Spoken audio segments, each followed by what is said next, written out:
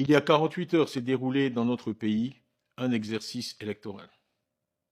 Cet exercice électoral a eu lieu dans un climat de peur et a été marqué par une faible participation, visible par et reconnue de tous.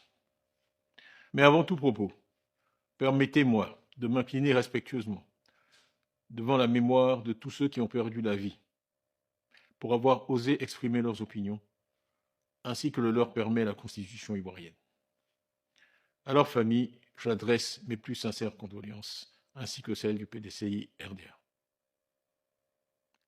Un membre des forces de l'ordre a aussi perdu la vie pendant ces malheureux événements. J'adresse nos condoléances attristées à sa famille et à ses proches.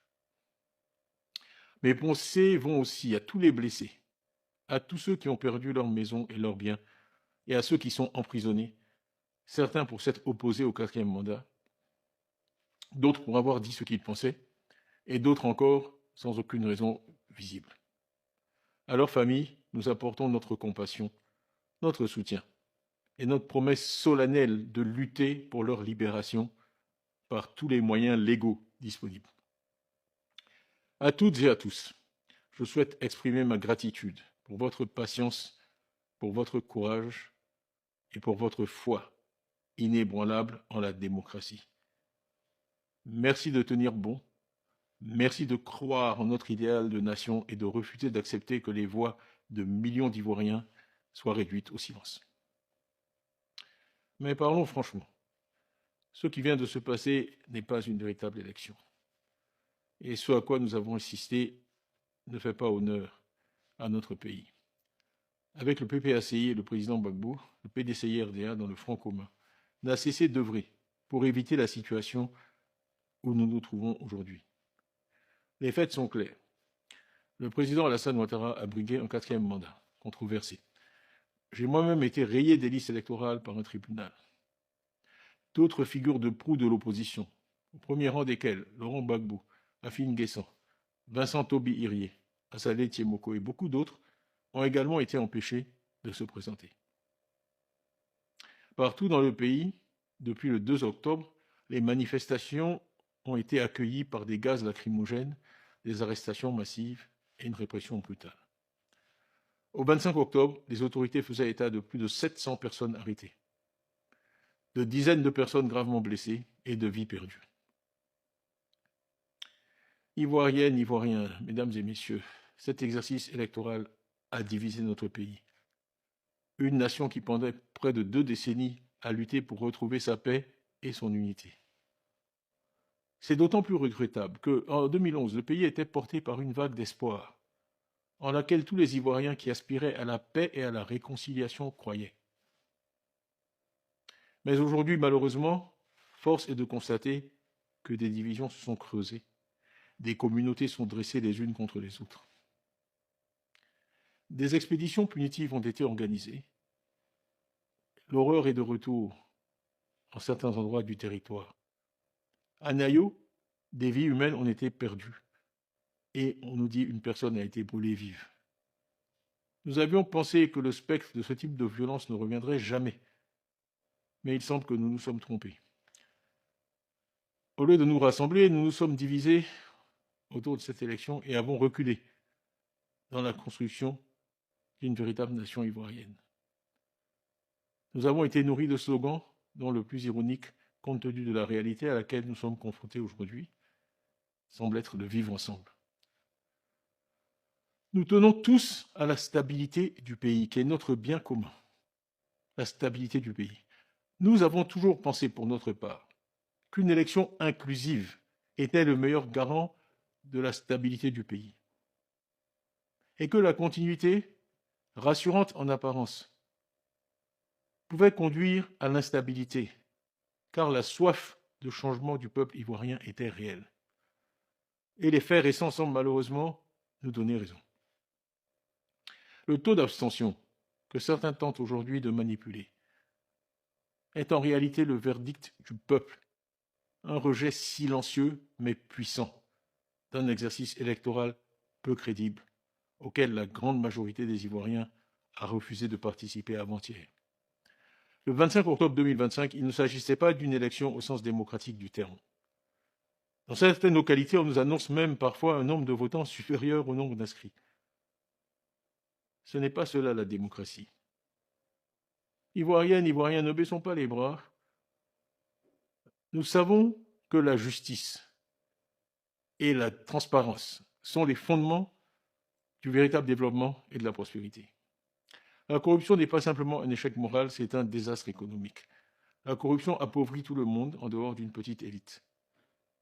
Si les milliards financés par vos impôts et parfois détournés par certains s'investissaient en Côte d'Ivoire plutôt que dans des immeubles et propriétés à l'étranger, notre pays irait mieux et l'abstention ne serait pas à des niveaux records. Des routes dans le nord et dans l'ouest, à Soubré, des centres de santé dans nos villages, des écoles de qualité pour nos enfants auraient été construits.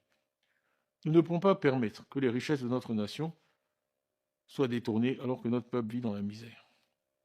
C'est pourquoi aujourd'hui, j'appelle toutes les forces vives de notre nation, les partis politiques, la société civile, les chefs religieux, les chefs traditionnels, les jeunes et les femmes surtout, à s'unir. Nous rejetons la violence. Nous rejetons la violence parce que nous croyons au pouvoir de nos idées, à la force de l'unité et non au langage de la peur ou des armes. Il n'y a qu'une seule façon de vaincre la fraude, la transparence et les faits. Là où règne le mensonge, nous apporterons des faits. Là où règne la peur, nous apporterons de l'espoir. N'ayant pas participé à cette élection, nous ne nous interdisons pas pour autant d'agir. Pacifiquement, courageusement et tous ensemble, nous allons reconquérir notre démocratie. Depuis mon élection à la présidence du PDCI-RDA, j'ai dû affronter une série de procès et procédures. Il semble que nous allions vers de nouvelles procédures me concernant, selon lesquelles j'aurais lancé un appel à l'insurrection le 18 octobre. Je renvoie chacun au message que j'ai publié ce jour-là, message écrit, anniversaire de la naissance du président Houphouët-Boigny, où je disais « Évitons, pendant qu'il en est encore temps, la voie sans issue créée par le règne de la manipulation, de la violence, de l'injustice et de l'exclusion.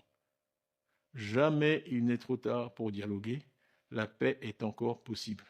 Agissons maintenant, le monde nous regarde, l'histoire nous jugera. La Côte d'Ivoire de Houphouët-Boigny, notre pays bien-aimé, doit rester un pays de paix, pour que l'âme, dans son caveau, du Père fondateur repose en paix. Que la paix soit dans nos cœurs. Voilà ce que je disais le 18 octobre. Ivoiriens, il ne faut pas désespérer. Dans aucun pays, la démocratie n'a pu s'établir sans avoir à surmonter une résistance farouche de la part de régimes autocratiques.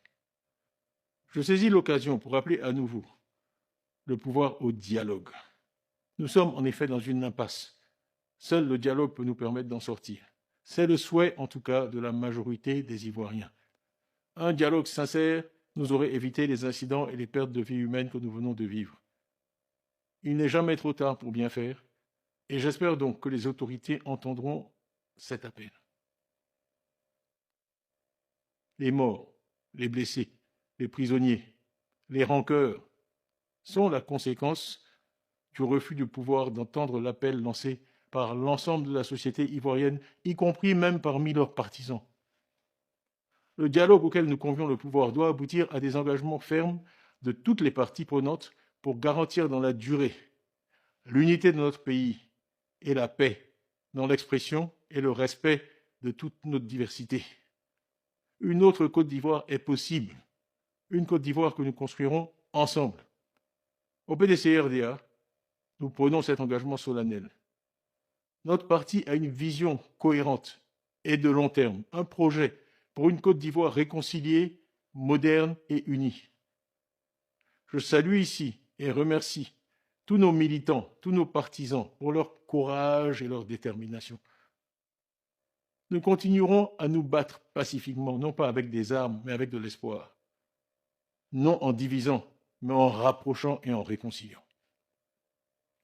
Ivoiriens, chers amis de la Côte d'Ivoire, nous venons de vivre un moment de notre histoire qu'ensemble, nous transformerons, j'en suis sûr, en un moment d'éveil et de renouveau. Engageons-nous donc à nous battre pacifiquement pour une Côte d'Ivoire qui appartient à tous, sans distinction d'origine, de religion, d'ethnie ou de culture. dans le respect de l'état de droit. Notre cause est juste, c'est pourquoi elle prévaudra. Ensemble, nous retrouverons notre démocratie. Ensemble, nous restaurerons notre dignité. Ensemble, nous construirons cette Côte d'Ivoire réconciliée